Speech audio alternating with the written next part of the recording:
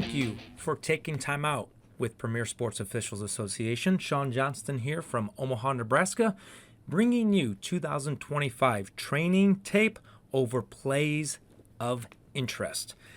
We have selected plays from the same game that we watched the last two training tapes. As a crew, we should have 4 or 5 games every single game where I put a circle around it. And what I mean by put a circle around it, it's a play of interest. Did we get it right or wrong? Because it was a unique play. All right. So with no further ado, the unique plays in this one we're going to take a look at are getting illegal screens early. We don't want to be nitpicky, but we want to make sure the first one is a big one. So circle the first illegal screen. The second one, fast break plays. Our eyes are moving because we're sprinting. Players' angles are always moving because they're trying to get the best spot on the court to gain an advantage or to complete a play. Jumping vertical. We're going to talk about jumping from A to B versus jumping straight up. Shot attempt or a pass that hits the rim. Was it a shot attempt? Was it a pass? Do we reset the shot clock or do we not? And then we have a very good flop versus block game management play. So as we go through the rest of this season, I challenge officials and crews, when a game becomes available on Huddle, pick out 4 or 5 plays you want to go back, watch the plays, text message and email each other. Did we get these plays right? Why or why not? Plays of interest number 1, illegal uniforms. Good job by the official catching the player illegally equipped. We cannot wear Lance Armstrong bands, rubber bands, or anything on the wrist. As a crew, I would send out a quick email or text, hey guys, let's get this illegal uniform and equipment before the game even starts. This goes under that category. We want to be seen, not noticed. When we don't do it during pregame, we are now being noticed. So good job taking care of illegal equipment. Let's just try to get it during warm-ups so we're not noticed when the game's about to start. We're in the first 30 seconds of the game. And we are in the first offensive possession for Black. As we see this, player coming outside the vision of a legal defender, the offensive player not only is moving while screening, but they initiate the contact on that legal defender. So early in the game, we have an illegal screen. This is correctly called illegal screen going the other way. This sets the tone now for both teams throughout the game. We are not going to allow this type of physical illegal screen to mess up the game. So play of interest, play number 2, getting the first big illegal screen. This is not a talk to. This is definitely physicality and getting it out of the game early. These next 3 plays is a 3-play vignette of the same game, all plays of interest, and it's fast break. So we have a turnover. As a center official, I am telling myself, it's my call, it's my call, it's my call. We do not have primary coverage areas on fast break. The lead official is doing everything they can every single time to get ahead of the play. Center official, you're not in a race. You want to get into a position to see all plays around that basket on this fast break. So as we go, it is the defender's responsibility to avoid any and all contact that would impede the ball handler from not doing a normal basketball move. So as this play goes, slow forward. Yes, number 3 is vertical. He does not want to foul. But number 3 is still moving in the same path and direction of the ball handler, and number 3 did not get legal guarding position. So if there is any contact that impedes normal basketball movement, the sole responsibility, even though that ball handler slowed down, is on the defense. So this offensive player wanted to score a layup and a shot.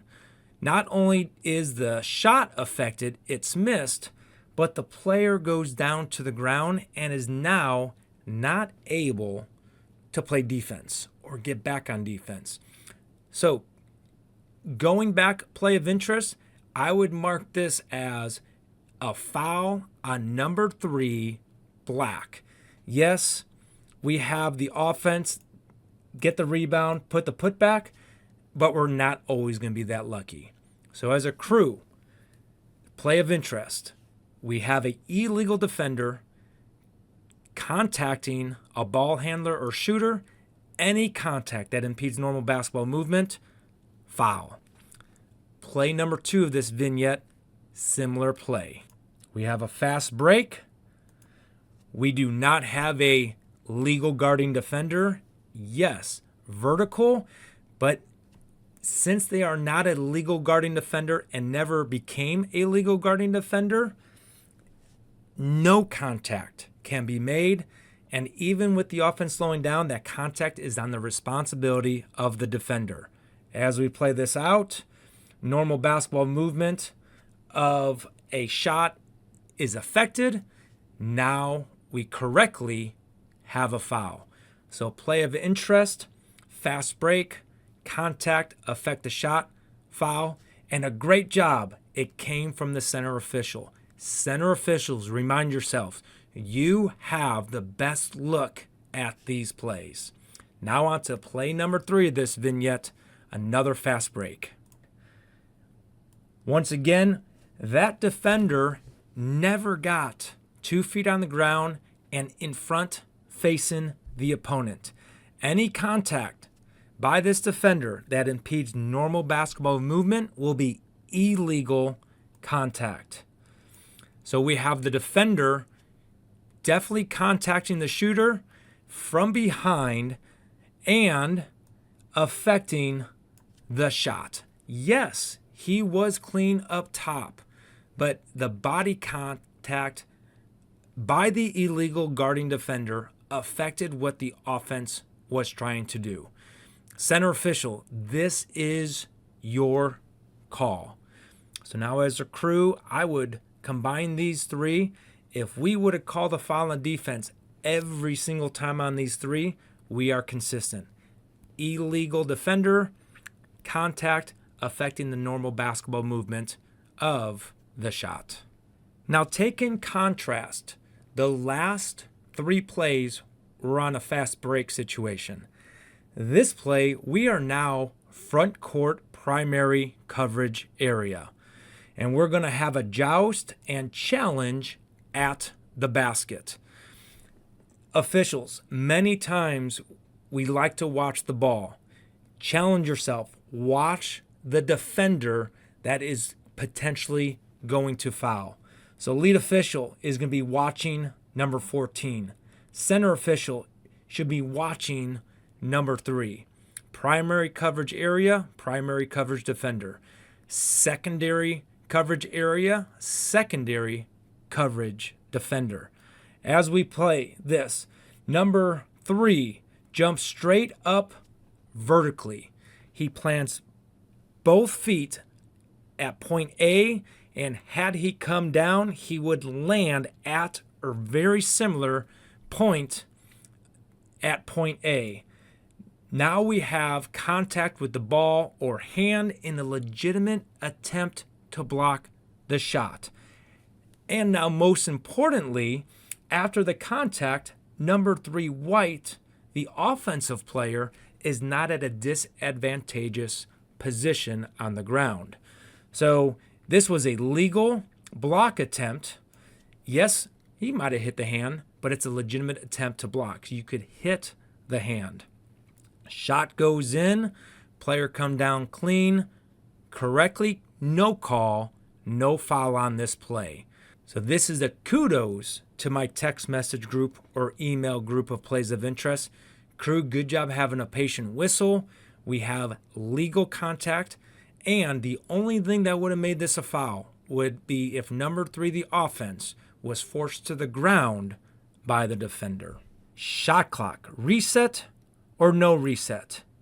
The NFHS rule is any shot attempt that hits the ring or flange, the shot clock will be stopped and reset until the ball is clearly rebounded by either team, or on a made basket started when it is legally touched by a player.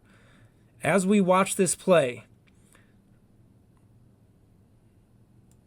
we have a left-handed shot attempt.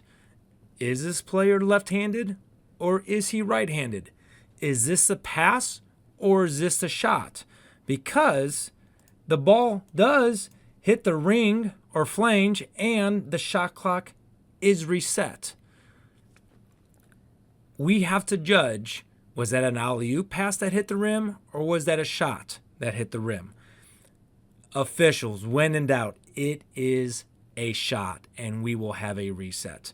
But this is a good play of interest to create conversation of if it's a deflected pass that hits the rim, we will not have a reset of the shot clock.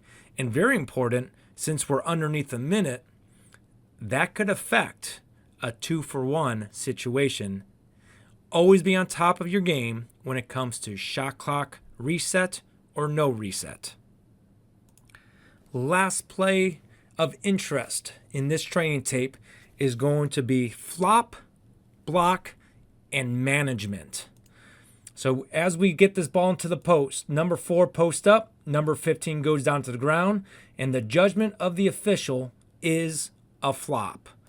All right. So going back to the training tape of flopping prior to the season, whenever we have a defender flopping on a play, we are going to allow the offense the scoring opportunity. And that scoring opportunity might be 1 shot, 2, 3 offensive rebounds. But then once that scoring opportunity is passed, right now is when we want to stop the game. The defense who did flop has the ball. The offensive scoring opportunity is gone. Boop, boop, boop, boop, boop, boop. Stop play right now. It will be Black's ball. We're going to go to the reporting area and we're going to say flopping warning while given that flopping signal and point to the team that is given the team warning. As this plays out, we're not going to ignore the flopping. We're going to stop it right here. All right, so don't wait this long because now it's like, whoa, what's going on here? We have some confusion. All right, so we do a good job of giving the flopping signal and we do a good job of pointing the direction. I would point towards the bench. Good job, resumption of play. But then there's still confusion. All right, so the confusion is, well, does everybody have the information? All right, so as we go into this final 2 months of the season, all right, let's review previous training tapes. Let's bring those training tape topics into our pregame. And now, most importantly, I'm going to go back to the initial contact and some food for thought that I would give to my crew on this play of interest. So now going back 2 weeks ago, we had 2 charge calls in the game going through the opponent's torso, and we were talking about legal guarding defending position, who initiated the contact, where was it initiated, did the offense go through, or did the offense stop or change direction? On this one, I would agree. We have legal guarding position, we have some contact to the torso, but is it enough for a charge? I agree, no. Instead of putting a team warning for flopping on this play, just go block. Because now you're really warning the player who created the contact, who tried to deceive the official, and you're putting a common foul on that player. If there's contact, I would go block over flop, because now you are warning that one player not to do that. And if he does it 4 more times, he has chosen foul himself out. But once you go flop, you are now putting the whole entire team in a box. Philosophy: if there's contact, go block. Thank you for taking time out once again to go over this training tape of plays of interest. With this being the new year, I challenge crews, officials, the next game you work, if you don't have film, at least have 4 to 5 plays of interest to talk with your partner. If you do get access to the film, go over those 4 or 5 plays of interest. Talk through it. Your next pregame, if you're able to download it and show the 4 or 5 plays of interest with your new crew and help share information on what a rule is, what the terminology is, what are some philosophies, how are we going to handle these plays of interest in this game tonight. Officials, until next week's training tape, remember, you're only as good as your last call.